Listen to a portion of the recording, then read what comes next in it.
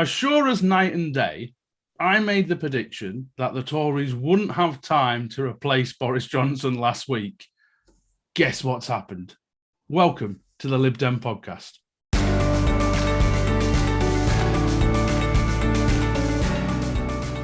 Hello and welcome to this special emergency Lib Dem podcast. We weren't planning on doing one today, but, events, dear boy, events have happened.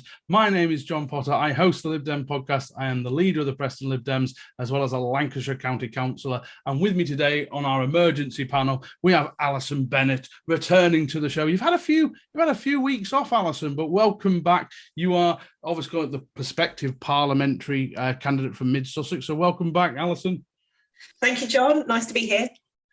Returning second week in a row is David Mackenzie, who lives very close to Tamworth. So he'll give us no doubt what the local gossip is like in the city, given everything that's happened in the last week. Welcome back, David.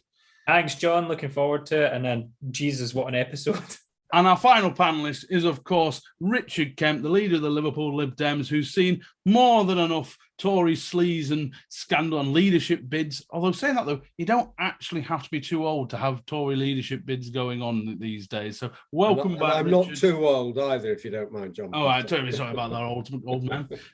Right, so everything's just happened. For people that don't know, and we realise this is a podcast, so that by the time you listen to this, other things might have happened. But at current standing, I think 21 ministers have resigned from the government in light of what's happened with Boris Johnson and the Pincher case, which he then tried to cover up and then did multiple lies. And we'll get into that as we go into the podcast, how he just doesn't seem to want to learn to, if you try and do a cover up, it makes matters worse. You'd think everything else that's happened would have taught him that lesson, but it clearly hasn't. So at the moment, Boris Johnson's hanging on by his fingernails. The 1922 committee of backbench MPs is meeting tonight to elect their executive, I assume it's called, and which may change the rules on Boris Johnson. But first of all, we're going to go to Alison. And an easy question for you, Alison. What happens next? I imagine we might be in for a few more resignations. What I think is particularly interesting is which of the big names in the cabinet will go, or if they'll all hold the line. I believe that Gove wasn't on the front bench today at PMQs, and there's a lot of speculation about that. Bearing in mind that back in the leadership election, which elected Theresa May, it was Gove that pulled the plug on Boris's attempt to become leader then. More resignations, more chaos, more non-governing of the country, and on we go. So Richard, what happens next for you? What do you think? So he's clearly in a perilous position, Boris. What happens next? Well, I'm not sure that there will be another no confidence vote. I think that if there is a big change in the 1922 committee, then the dreaded men in grey suits might well turn up at the door of number 10. I can't see him lasting through the summer recess. He can stagger through for another 14 days, is it? He might just get to the summer recess, but that an MP's going, but that won't deal with the problem for him. So I'm absolutely clear he's toast. What I'm not clear of is the mechanism, but I think by the time of the party conference, he will be gone. David, I'm just going to read a tweet here by Rory Bremner because it's just made me tickle. He said, "Don't panic, everyone. Nadine Dorries, Priti Patel, Jacob Rees-Mogg, and Dominic Raab are staying. He's kept the A team." What are your thoughts, David? Well, God help us if that's the A team that we've now got to rely on to run the government. Look, we're in a position now where we have a Prime Minister who is a complete lame duck. It's been speculated that other members of the cabinet threatened to resign, namely Nadeem Zahawi, if he wasn't given the position of Chancellor. So we're now having the tail wagging the dog, as opposed to obviously him having control over his cabinet. I cannot see how he can last much longer in the position of Prime Minister. I do think Richard's right in what you said. I don't think we'll have another no confidence vote. I think very similar to what happened to Theresa May, who won her vote of no confidence, the dreaded 1922 committee leadership will come a knocking and they'll say, it's time to go, Boris. There's a complete rebellion here that's happening, and for the sake of the party and for the sake of our electoral future, you need to step down. Because obviously going back to Thatcher, it was a point where she was told, look, you may not survive a second no confidence vote, do the right thing and go. Now, do the right thing and Boris Johnson is almost an oxymoron. So what I mean, for me personally, it's not in his character to resign. Does anyone think he will actually resign? I think that the man's a narcissist based off of his, his profile of his personality. I cannot see him making a selfless decision to go. What about you, Alison? I can't see him resigning. I mean, he said as much, hasn't he? He said as much at PMQs today. And this is where the problem comes, in this, the good chap theory of how government gets run in Britain, that we don't need lots of rules and conventions because people generally do the right thing and they realise that when their number's up, they step back and say, yeah, I did my best and now I'm going. Johnson isn't like that.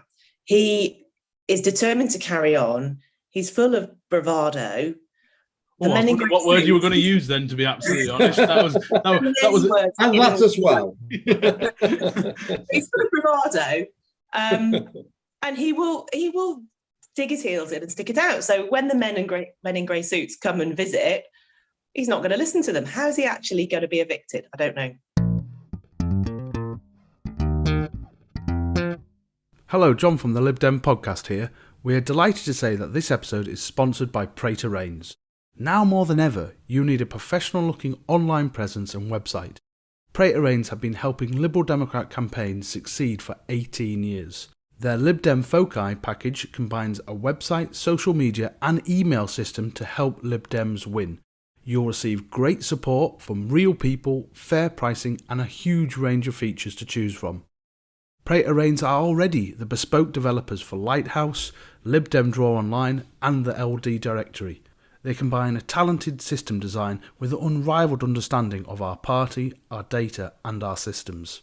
To find out more, check out the Pray to Reigns website at praytoreigns.co.uk/liberal-democrats. We should talk a little bit about who, obviously the big two that went yesterday were Sunak, who went, and Sajid Javid both went. Now, for two very different reasons. So Sajid Javid, and this might be to do with leadership intention, kind of calculations on their behalf, is that Sajid Javid said it's about integrity, basically saying, the rot starts at the head and things like that. Where Sunak was very much on the point of economically, we are not on the same page. They knew there was going to be big budget announcements next week. And is that Sunak protecting himself a little bit? Do you think this is a leadership bid for him as well? Or because we had all, I think, given up that Sunak's bubble had burst and that there was very little and he was going to get back. What are your thoughts, Richard?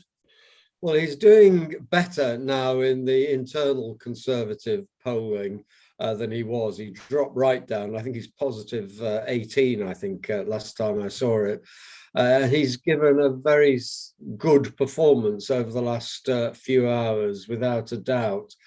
The trouble is that for the Tories, not for us, that I can't see an obvious contender, because everyone in there are people who have a past history, which the vast majority of people won't like. And let's spare a thought, if we are being genteel, for Mad Nads. What was she doing turning up at Downing Street in that way? Was she pleading for a job or pleading for another one? Nothing seems to have happened as a result of her visit, so I don't know. But when you're dealing with a bunch of pygmies, it's hard to discern who's the one that's 6 inches taller. So, and David, I'm curious. Okay, this is obviously completely fictional, David, but if you were in that cabinet and you had leadership ambitions, is your position to think, right, go now before the sink ships, or do what like Zahawi has done and said, and try and get, because there will be there's a cohort of Boris supporters in that party, and actually maybe loyalty and not jumping ship straight away might be a way of going forward. I think what's interesting to note is that, you've mentioned obviously Javid and Sunak's resignations were for two very different reasons, or at least on paper they were. But it's quite obvious that both of those resignations were coordinated. When you read Sajid Javid's letter, it talks about, looking at the position of Chancellor in the Exchequer and making sure that that's in a good hands and good position. So maybe that was them panicking that he might make Nadine Dorries the Chancellor of the Exchequer, but that's which could possibly have happened. But look, I think they are putting themselves in a prime position to distance themselves from Boris Johnson in the event that it does all come tumbling down. But I do also have to think, Sajid Javid stood up today in Parliament and he made this statement of, appreciate there are some of my colleagues that have decided to stay and they have their own reasons. And he said, but it is a choice to stay. Well, Sajid Javid, you also made the choice to stay through all the other scandals that happened. And come back. Yeah. And you came back after stepping down previously. So you have been an enabler for this man, that you know the character of his person. So you are tainted somewhat. And I think similarly to what Richard said, I don't know who's the next leader of the Conservative Party based on the profile of people that have been mentioned. And I think they'd probably have to go for an unknown who's not tainted by the things that have been happening over the past, 3-4 years. So the bookies... And all the good ones have left because they've been purged by Boris. People like Rory Stewart, who was a candidate last time, of course, isn't a Tory. So they've got rid of their intellectual capacity. So the bookies have stopped taking money on Boris Johnson resigning. That is obviously an indication of where they think they are. Now, Alison, so what do you think is actually going to happen in terms of the 1922? So do you think there will be no rule change, or do you think the backbenchers, given that he will not do the honourable thing, if he does, it will be a huge surprise to me. So the Tory party wants to get rid of him because he's clearly an electoral disaster for them at the moment. What happens with them? So it seems to me that the Conservative Party are famed for shape-shifting, aren't they? They change the rules of how they operate or what they stand for based upon what's most politically expedient for them. And I presume that if there's a feeling amongst the parliamentary party that it's time for Boris to go, they will find a way for that to happen. But who knows quite what that method is going to be. In terms of who the next leader might be, we're talking about, as good Lib Dems, about who the intellectual heavyweights are, who might be credible. And that might be where a majority of the Conservative MPs want to go. They want somebody who's got sort of decency and integrity and all the things that Johnson hasn't. But don't forget that whichever two go forward, they then go to the membership of the Conservative Party, which isn't necessarily aligned in that quest for decency and integrity that the members of the parliamentary party might want. And I was reminded of that this morning on my way to my canvassing session. I had the Radio 5 phone in with Nicky Campbell on, and they had lots of Conservative Party activists and members who love Boris and think he's done nothing wrong and think it's just a Remainer plot to get rid of him. And it was deeply depressing and quite frustrating listening to it, but a timely reminder of actually who's ultimately going to decide who the next Prime Minister is. Can I just pick up a little bit on what Alison said there? And I think that's absolutely right. If you look at, two recent examples, you had the Jeremy Corbyn Labour Party, you have the Donald Trump Republican Party. How difficult has it been for them to strip out the support for those two individuals from their party to make themselves, some Republicans might say Donald Trump is still electable, but I would disagree with that. There's a question there about, has the demographic and profile of the Conservative Party membership changed so much in the sort of Boris Johnson rise to the premiership, gaining the sort of Leave voters, UKIPers, the Red Wall contingent that came in? Is that going to really be a struggle for the Conservative Party once they get rid of Boris? Is it a case of, you cut off the head, but there's still a massive problem there? And the problem the Tories have got, at the moment, there's kind of a uniting forces, we've got to get rid of Boris. What happens next? is not united. So you've got people on the hard right, the Steve Baker kind of, Brexit bulldog kind of things who are particularly right wing, and then you've got kind of like the One Nation Tories. For what I know, Richard said a lot of them have been purged, but there are still moderate-ish Tories, and then you've got the sycophants or the Johnsonites or whatever you want to call them, and figuring out all those disparate groups to say, okay, what do you want to do next? That is where the Tories are going to struggle. And I don't think they've got an answer for that, Richard. Well, I think there might be another problem coming up, because if he doesn't resign, there is some speculation around. He'll just say, I'm the Prime Minister, I've got the mandate, get rid of me.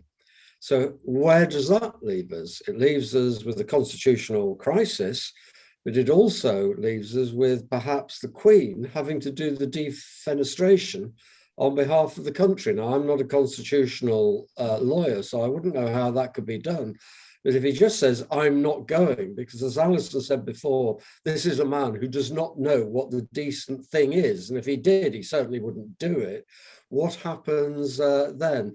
But I think David makes and Alison make a very good point about the membership of the Tory party. When I was down at the LGA conference last week, most of the councillors are moderate, but many of them were complaining about the people they now have to deal with and who might replace them as councillors. So there has been a shift to both the right and the lunatic in the Tory party.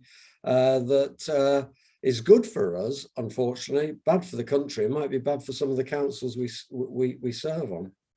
And there tends to be a series of the next Prime Minister within the Tories tends to be not quite polar opposite, but very different from the previous. So Cameron and Theresa May were very different, and Boris Johnson completely different again. And if there is a general election this year, how do the Tories bounce back, Alison, or do they just find someone that's going to they sell their soul, just find someone that's going to win them an election like they did with Boris? So I wonder, I mean, I'm a bit worried about whether there'll be a general election this autumn or not. I think it's a real possibility, but I'm only currently imagining it would happen if Boris digs in and stays on as Prime Minister. In my sort of sort of game playing, when you're sort of role playing how things might pan out over the next few months. I've not yet got to the chess move in that piece where there's a new Conservative leader becomes Prime Minister and then goes to the country for another general election. It would be a bold move, wouldn't it, either way, whether it's as Johnson calls a general or his successor does. Well, I think, Alison, I completely agree with you there. My opinion is if there is to be a general election this year, I think it'll be Boris Johnson trying to stamp his authority on the Conservative Party.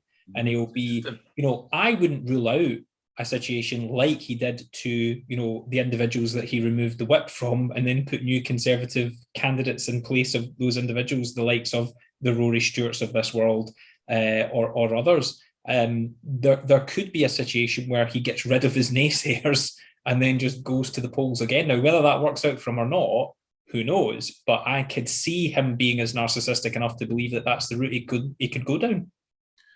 Richard, it's also a terrible time for the Tories to actually want a general election. The economic situation's appalling. It's only going to get worse. That's why I think the general consensus was 2024 was probably going to be, because it gave them time to turn some of the bad polling around.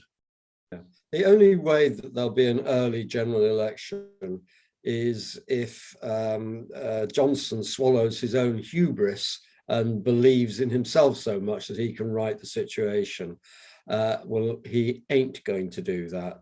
The polls are against him. He can't do some of the things I would suggest that David suggested, because then he was the new broom. He was in the ascendancy. He had some power and some gravitas within the higher echelons, not the membership, but the higher echelons of the Tory party and with the MPs. He doesn't have that gravitas now. He's seen as a loser. I think I would put money, unless we have that situation, on the election now being postponed to 2024, because A, the Tories will want to hold power for as long as they can, and B, they'll think that's their only chance. But I'm about as accurate as these things as you are, John. Thank you. But the thing is, though, self-interest comes into this for Tory MPs.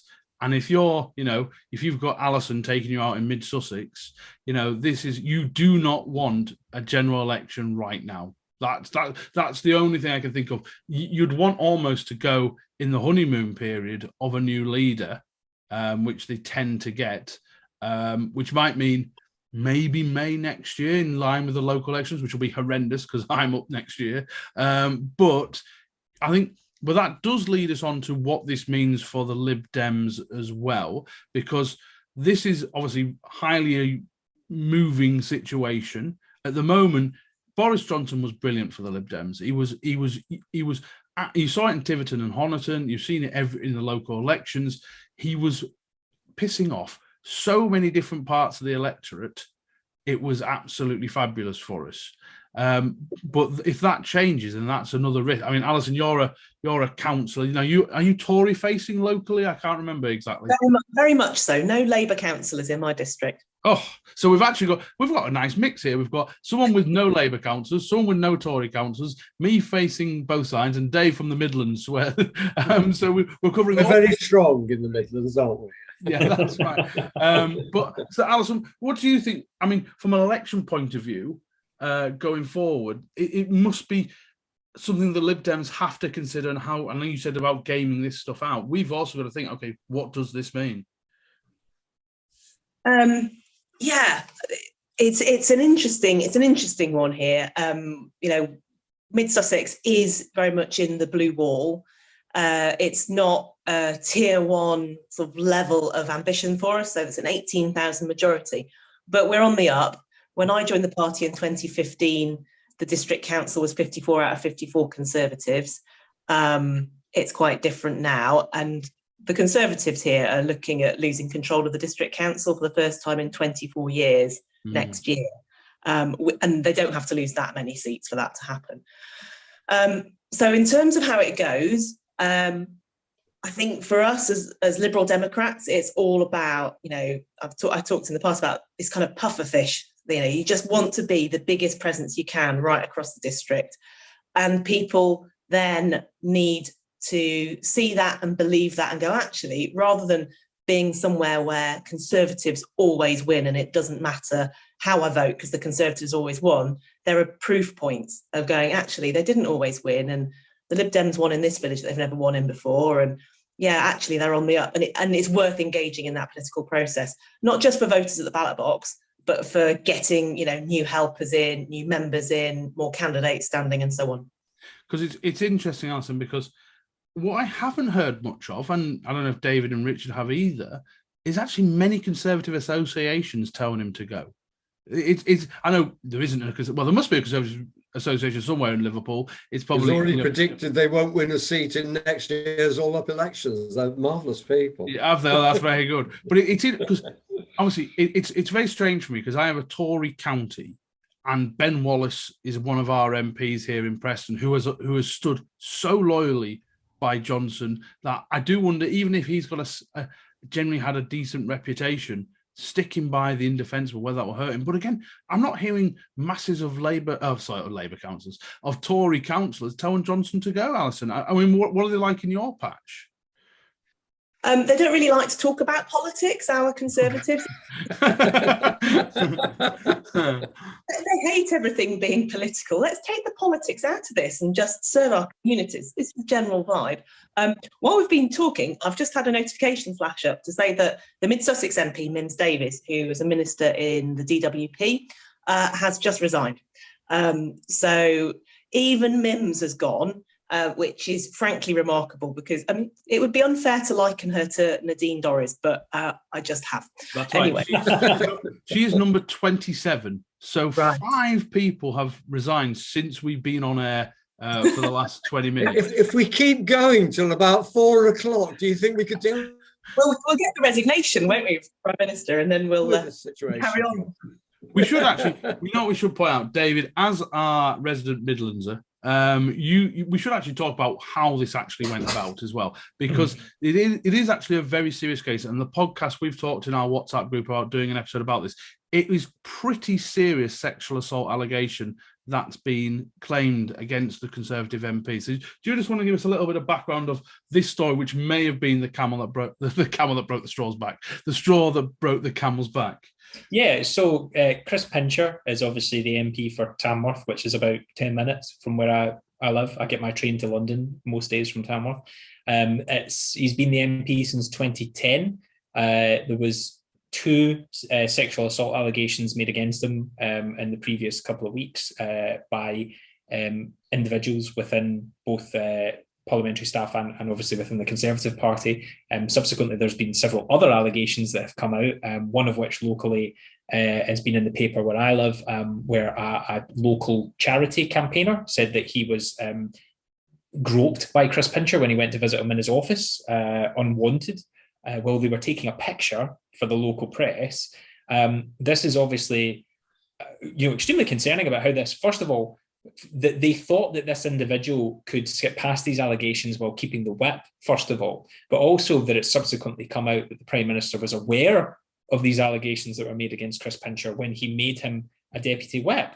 And, has been quoted as saying things like Pincher by name, Pincher by nature, which completely trivializes, serious sexual assault allegations. I cannot imagine what it must be like for the victims of that to see that the Prime Minister himself takes this in such a sort of trivial manner. He's now stepped down from the Conservative whip. He has also said he's seeking medical help, which I think, again, from his own personal position, trivializes the allegations that are made against him, because if you were a person of integrity, you would probably take the decision to step away from Parliament altogether. I think he's going to find it very difficult to ride this out. I do think there will end up being a by-election in Tamworth. I was in Tamworth the other night shopping, and I heard several people talking about this while I was in Tamworth. And, the consensus seems to be people want rid of him. They don't want that being what's associated with Tamworth. So, yeah, I think he'll be gone soon. And Richard, me and you have both been around for a very long time. And the adage is true. It's the cover-up that kills you. And he hasn't learned, whether it was Owen Paterson. Owen Paterson could have been back in the chamber within a couple of weeks, basically. But they tried to change the rules. They changed the story. And then it just snowballed. And the same thing happened with Partygate, for as disgusting as it was, if they had fessed up in November or December last year and said, look, we monumentally ballsed up, really sorry, whatever. But they didn't. The denials just kept going. And it's happened again with this, where first it was, well, Boris didn't know of any allegations. And then it was, I didn't know of any specific allegations. And then it was, we don't know of any serious specific allegations. And the ministers had to be trotted out defending this hogwash.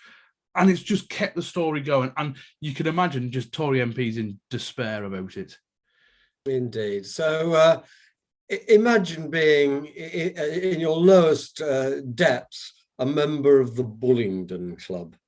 Rich, posh boys, plenty of money behind them, who can burn £5 notes in front of tramps, who can trash restaurants because they know daddy will send a cheque round the next day. That is the background of these people. And interestingly, there was something I've seen that most of the contenders for the Tory leadership are wealthy, but they're not Eton background people. And I think we see that everywhere. We see it in Donald Trump. There's a whole group of overprivileged men, and I can't think of a woman. There may be one somewhere, but this isn't a question of sexual equality, you'll be pleased to hear, because it's always men who do this, who just feel they're alpha males, they're rich, they can get away with anything they like, because that's been the pattern of their lives. And like I mentioned earlier, we are going to do a bit of a podcast on this and on this culture issue within politics, because it isn't just, I've seen misogynistic language at a council level, very much. And in particular, there was one Tory councillor. Every time an opposition woman stood up, he shouted, "Sit down, woman," pretty much every time. And this sort of, and Keir Starmer I thought Keir Starmer's performance at PMQs, which has just been on, is well worth watching. And it's about power. And people think they can get away with shit if they're in the place of power. And we've got to root that out. I mean, Alison, I'd love to know your thoughts as a female councillor and a very strong-minded woman, how you think this can actually be tackled. I don't know. My observation is, in my 20s, I was working in business, and I can't remember being subject to misogyny in sort of, biggish blue chip companies. I was working with, men and women of all kind of working ages, but I just don't recall it. And I would have thought that me in my 20s might have been more of a target for misogyny than me now in my 40s. I joined the party 7 years ago, so I was approaching 40 at the time. I've witnessed and experienced more misogyny, in my time being involved in politics, than I had at any point before that in my life.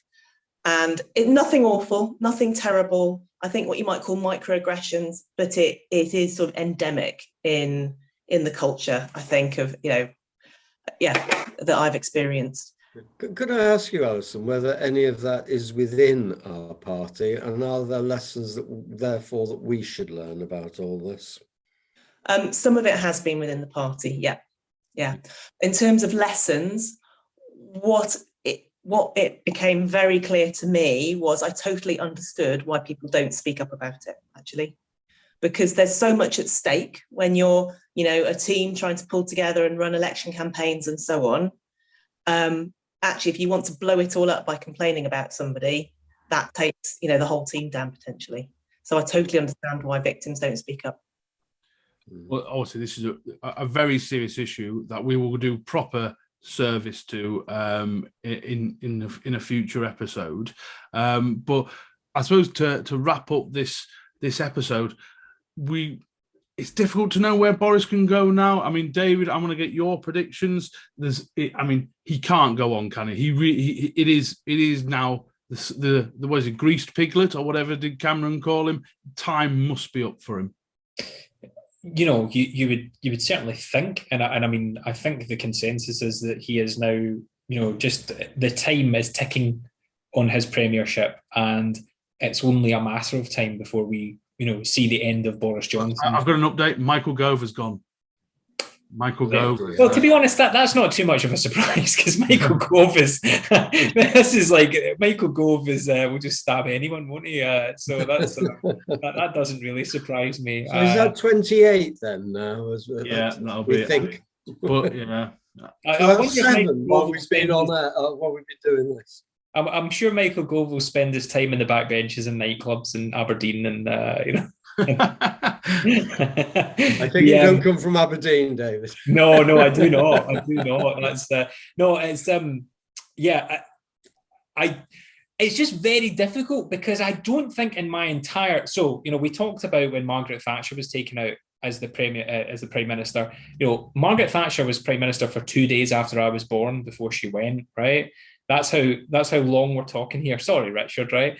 But in my entire life, I don't think I've seen a situation where I have honestly thought, this man has no humility and will not go of his own accord. So the time's ticking, but I don't know how they get rid of him. Yeah, and what it's going to be an interesting few days, and we'll probably have to do another emergency podcast early next week to kind of figure all this out. But I want to go final thoughts from you, Richard, and then Alison, you can finish us off. Well, I'm just going to say that I don't really know, because for the reasons David has said, all norms, all decencies, all concepts of proper behaviour have gone out the window. No other Prime Minister has ever behaved like this. Though I must admit, I don't know about the Earl of Salisbury or whatever it was that Jacob Rees-Mogg was talking about yesterday. We have got a group of political misfits and non-entities desperately trying to prop up a prime minister within the cabinet and the parliamentary party, because he's the only one that would give them a job. It all depends now on how much guts the average Tory member of parliament has got. If they come out strong, he's gone. I don't know when, but sometime soon. If they quiver away again, as they've done before, then he'll limp on. But frankly, that's the best thing for the Liberal Democrats, but it's by no means the best thing for the party. Look at what's happened to the pound this morning, and that means that everyone's going to be hitting their pocket when their petrol goes up once again. Alison? I would finish just by sparing a thought for normal, non-political voters. This morning I had a conversation with a lady who was happy to fill in my survey and then grimaced. And I said, why are you grimacing? And she said, I've just been talking to my sister. We just can't handle this anymore. We just think they're all awful and we can't handle the news. We can't watch the news. It just goes on and on. And so for me, this ongoing psychodrama in the Conservative Party damages everybody. It damages all political parties. It damages the public's trust in democracy and the rule of law. And that's why he has to go. And that's what we need to focus on, as well as trying to speculate about what happens next. Well, yeah, and no, like I said earlier, this is a very fast-moving situation. Looks like the 1922 new committee is meeting today at 4 p.m. So that's in less than an hour just over an hour from when we're recording, which means there might be something happening later this evening in terms of rule changes. So are we meeting at 5? Yes, yeah, that's right. As with all these things, John, of the day. As with all these things, John, probably by the time you've edited this, it'll be out of date. I'm just going to put it out. I'm just going to no edit, just put it out. Yeah, that's right. No, but thank you so much, guys, for coming on. We're going to do, like I say, more of these episodes because it really is like we're in the end game now of the Johnson Premiership. Who knows what's going to happen? Will we have an election this year? What's going to happen? Will my bet that Tom Tugendhat is going to pay out? We just don't know. It's so exciting for all our listeners. But do subscribe to us on YouTube. Do follow us on all social media. Thank you to David, Richard and Alison for coming on. My name is John Potter and we'll be back with another episode, maybe later today, but certainly very soon. Bye.